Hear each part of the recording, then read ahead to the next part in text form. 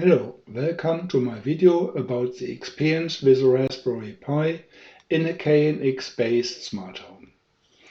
I'm using a Python code with about 7,000 or 8,000 lines. I have dictionaries which are very large and complex, so it is not the best conditions for a Raspberry to perform well. As I'm also supporting transient movement, for example, of the blinds, for one command I have regularly a loop over all my 400 smart devices for checking things. So the code also is not perfectly optimized, for example, with hash tables. Still, the performance is very good. Let's look to the facts and figures. This is the model of Raspberry Pi 4 I'm using, and this is the Linux version I'm operating. I'm measuring the time in average for a certain period which the Raspberry Pi needs to process a telegram from the KNX bus. And then I measure the time it waits for the next command to appear. And the output I get is very typical that 80 milliseconds are needed to process a command, and another 640 milliseconds are waiting time for the next command to arrive. So that gives roughly 84 telegrams per minute, so significantly more than 1 per second.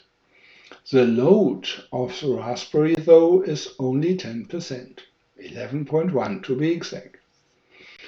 So the Raspberry seems to be in healthy condition and seems to have air to breathe. When I look to the top command, I see that from the 4 GB available, about 1 GB is free, and the swapping space allocated by 100 MB is virtually not used. 97 MB out of 100 are free. So no swapping, it's perfect condition. And this Raspberry also runs a lot of services. For example, my Apache web server for my wiki, by the way, addressed below the video and in my channel.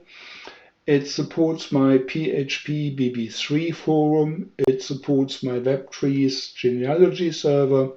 And for my network, it runs the DHCP and namedaemon. So it's not easy environment, but the Raspberry performs well. And since I bought it in March 2020, roughly 3 years ago, I haven't seen bottlenecks or problems. Here in my wiki, perhaps you are a little curious now, there's a lot of more information and pages to read and to benefit from for your own smart home project. So have a look to the address below the video. Thanks and see you there. Bye bye.